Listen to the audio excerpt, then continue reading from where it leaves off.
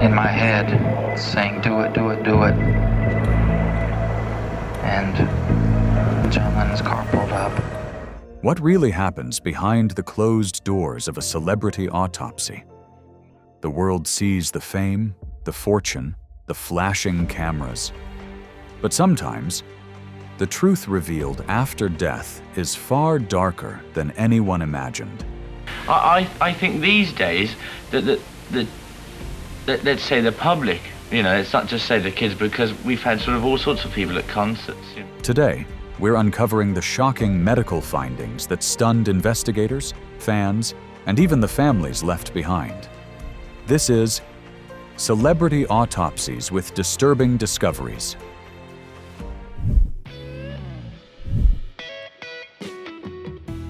But in actual fact, each album is very different. There's a lot of different things on each one. Yeah. And I thought 3 was especially different from 1 and 2, which were basically very... John Bonham. When people think of Led Zeppelin, they think of Robert Plant's wail, Jimmy Page's guitar, and John Bonham's thunder. Bonzo wasn't just the band's drummer, he was its heartbeat, his explosive playing driving classics like Black Dog and Stairway to Heaven. His style was raw, wild, and relentless, and so was his lifestyle. By 1980, Zeppelin was preparing for another tour, gathering at Jimmy Page's Windsor home for rehearsals. Bonham arrived and began drinking heavily. Reports from the coroner's inquest later revealed the scale. As many as 40 shots of vodka, 10 quadruples, consumed in a single day. Even for Bonham, it was extreme. That night, Bonham passed out and was put to bed. By morning, he was gone. He was just 32. John Bonham, found dead in bed yesterday in London at the home of the group's guitarist, Jimmy Page. The assumption was alcohol poisoning, but the autopsy revealed a more harrowing truth. Bonham had asphyxiated on his own vomit after drinking himself into unconsciousness. The loss was catastrophic. Led Zeppelin disbanded soon after, saying they could not continue without him. Bonham's death wasn't just the end of a man, but the sudden silencing of one of rock's greatest bands.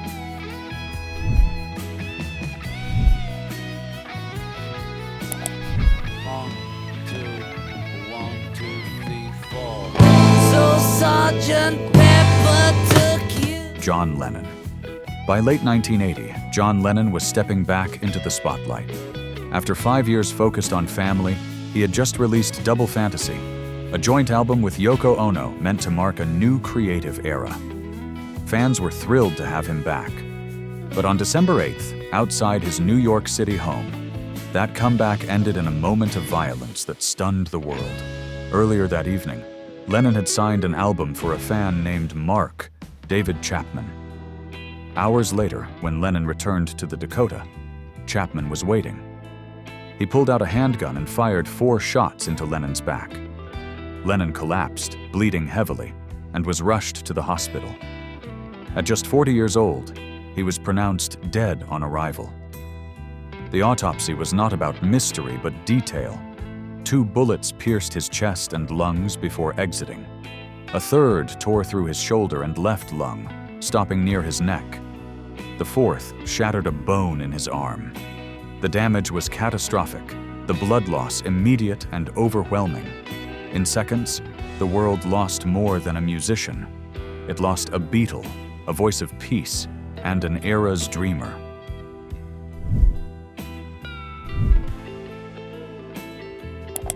Well, I had to wake up and realize that I needed to get 55 of them, or I was going to be really sick. Matthew Perry. For millions, Matthew Perry would always be Chandler Bing, the sarcastic, quick-witted heartbeat of Friends. But beyond the laughs and one-liners, Perry's life was marked by battles he never fully escaped. He spoke openly about his struggles with alcohol, painkillers, and depression, becoming a rare Hollywood star who laid his vulnerabilities bare. In his final years, he pursued ketamine infusion therapy, a cutting-edge treatment for mood disorders. On October 28, 2023, Perry was found dead in his Los Angeles hot tub at just 54. At first, drowning seemed the cause. But the autopsy revealed a more tragic reality. Perry had overdosed on ketamine, and at levels more consistent with surgical anesthesia than therapy. His body shut down before he slipped beneath the water. Investigators confirmed his last clinical infusion had been more than a week earlier. The ketamine in his system couldn't have come from legitimate treatment. Instead, Perry had sought large amounts through other sources, deepening a dangerous dependency. It was a cruel ending. A man who gave joy to millions, who tried to fight his demons with honesty and humor, was undone by the very therapy meant to save him.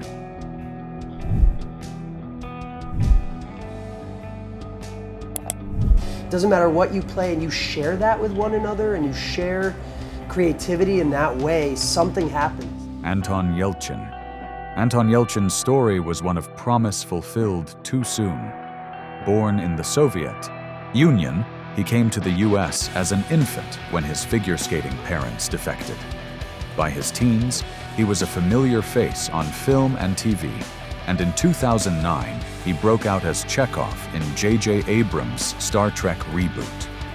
Charismatic, versatile, and deeply respected, he was poised for a long career. But in June 2016, at just 27, that future vanished in a freak accident. He was killed trapped between his SUV and his driveway gate, and it turns out his Jeep is one of hundreds of thousands included in a recall. When Yelchin missed a rehearsal, friends went to his Los Angeles home. What they found was surreal and horrifying. Yelchin's body was pinned between his Jeep Grand Cherokee, a brick mailbox pillar, and his security gate. Investigators determined the car had rolled backward after being left in neutral, trapping him in place. The autopsy confirmed what the scene suggested. Yelchin died within a minute from blunt traumatic asphyxia, his body crushed by the weight of the vehicle. The circumstances were so strange, so senseless, that they felt almost unreal. A gifted actor who had just begun to make his mark in Hollywood was taken not by scandal or illness, but by a mechanical mistake.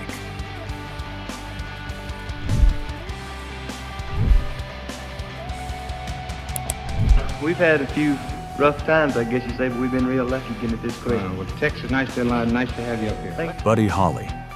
By 1959, Buddy Holly was already a rock and roll trailblazer. With songs like That'll Be the Day and Peggy Sue, he helped define the sound of a generation. At just 22, he was on the Winter Dance Party Tour with Richie Valens and the Big Bopper, crisscrossing the Midwest in the dead of winter. Frustrated with the broken-down tour bus, Holly chartered a plane to the next stop. Fate and a coin toss decided who would join him. Moments after takeoff, the plane crashed into an Iowa cornfield. There were no survivors. The tragedy became known as the day the music died. But the autopsy revealed just how violent Holly's final moments had been. His body was thrown from the wreckage, his skull split from forehead to the back of his head. He had bled heavily from both ears, suffered deep lacerations, and endured fractures so severe that his chest collapsed into softness. The details were gruesome, but they underscored the magnitude of the loss. In an instant, one of rock's brightest young innovators was gone, leaving behind a legacy that ended before it could fully begin.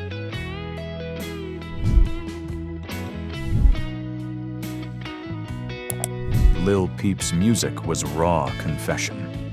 Mixing rap, emo, and punk, the Long Island artist, born Gustav R., became a voice for a generation wrestling with depression, addiction, and heartbreak. His lyrics about Xanax and despair resonated because they weren't just art. They were the embodiments of life experiences. By 21, he was a rising star with millions of fans who felt he was telling their story. On November 15th, 2017, that story ended. His manager found him unresponsive on his tour bus in Tucson, Arizona, just hours before a show. paramedics couldn't revive him. At first, police suspected an overdose of Xanax. The autopsy confirmed something far deadlier. Peep's system contained not only Xanax, but fentanyl, a synthetic opioid up to 50 times stronger than heroin. The lethal combination caused his body to shut down. Toxicology also revealed traces of cocaine, marijuana, hydrocodone, oxycodone, oxymorphone, and other opioids. His brain had swelled severely at the time of death. For fans, the autopsy was devastating confirmation. The artist who had sung so openly about fighting demons had been consumed by them. Lil Peep's voice was silenced, but his message still echoes.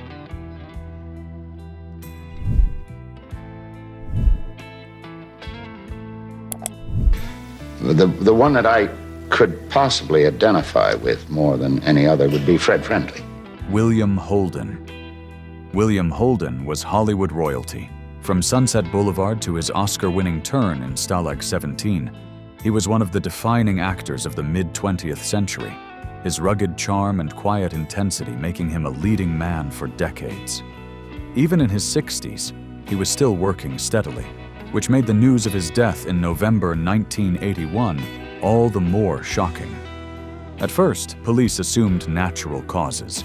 Holden had been gone for days before his body was discovered in his Santa Monica apartment. But the autopsy revealed a very different story, one both mundane and devastating. The coroner determined Holden had died in a drunken fall. His blood alcohol content measured .22, more than twice the legal threshold for intoxication. In that state, he suffered a severe scalp wound, collapsing on the floor and unable to rise. He bled slowly, fatally, until his body gave out.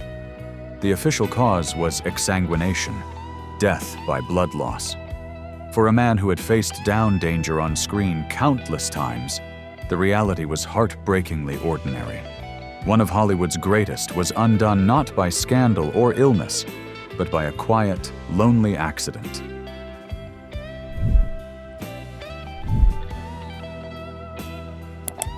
Personally, I wouldn't go out there up front with nothing to protect me but a small microphone. But he manages to revolve it so fast that when people do throw things... Keith Moon. Keith Moon wasn't just The Who's drummer. He was chaos personified. Known for his wild playing and wilder lifestyle, his partying became the stuff of legend. He once passed out mid-show after mixing booze with animal tranquilizers, and on his 21st birthday, he got so drunk during a hotel bender that when doctors operated on a tooth, he didn't even need anesthetic. For years, he was the archetype of rock excess. But by 1978, Moon admitted his drinking had become unmanageable. Seeking help, he was prescribed clomethazole, a sedative meant to ease alcohol withdrawal. The drug was supposed to save him from booze. Instead, it killed him. On September 7th, after attending a party, Moon went home, took his medication, and never woke up. The autopsy revealed 30 clomethazole tablets in his system, 26 still undigested in his stomach. Far beyond a medical dose, it appeared Moon had taken the pills recreationally, chasing intoxication. The cruelest twist? The drug suppressed his ability to vomit, leaving him unable to expel the overdose. At just 32, Keith Moon choked in his sleep, another rock star undone by the very cure he sought.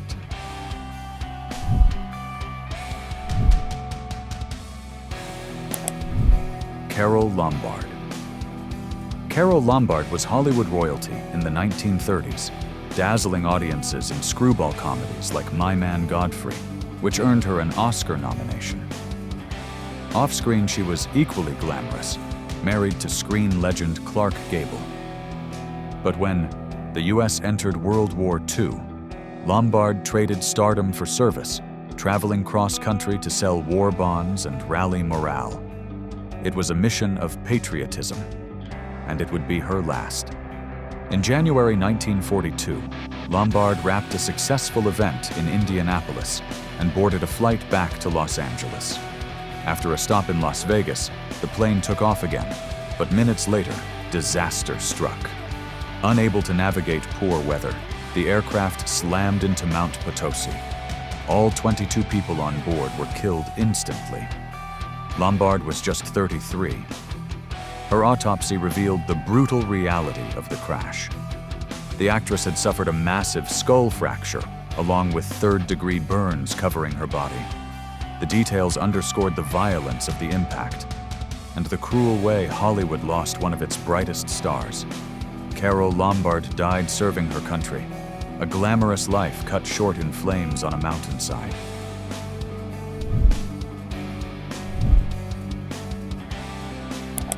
That all those amazing people would actually be on the drummer from the Foo Fighters record.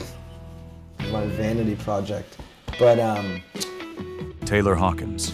Taylor Hawkins was more than the Foo Fighters drummer. He was their engine, live wire of energy who matched Dave Grohl's intensity, beat for beat. From stadium tours to festival stages, he kept the band's sound driving and joyful, making him one of rock's most beloved figures. That made March 25th, 2022, all the more devastating. Hours before the Foo Fighters were set to headline Festival Estéreo Picnic in Bogota, Colombia, Hawkins was found dead in his hotel room. He was just 50.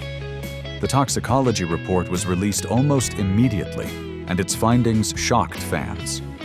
Traces of 10 substances were discovered in his urine, including marijuana, antidepressants, benzodiazepines, and multiple opioids.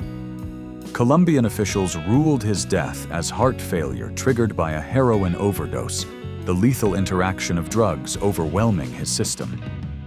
But there was another grim discovery. Hawkins' heart weighed nearly twice the normal amount, dangerously enlarged from years of strain. Even without the drugs, his heart was at risk. For the band and their fans, the autopsy confirmed a cruel truth. The drummer who gave rock its pulse had died because his own heart couldn't keep the beat. Fame can make someone seem larger than life, but in the end, even the biggest stars leave behind unanswered questions. And sometimes, it's the autopsy report that reveals the most disturbing truths of all. Some of these discoveries shocked the world. Others changed how we remember the celebrities themselves. Which of these cases surprised you the most? Let us know your thoughts down in the comments. If you found this video interesting, don't forget to like, subscribe, and turn on notifications so you don't miss our next deep dive into the strange, tragic, and mysterious stories behind famous lives. There are many more stories like these still to uncover. Thank you for watching.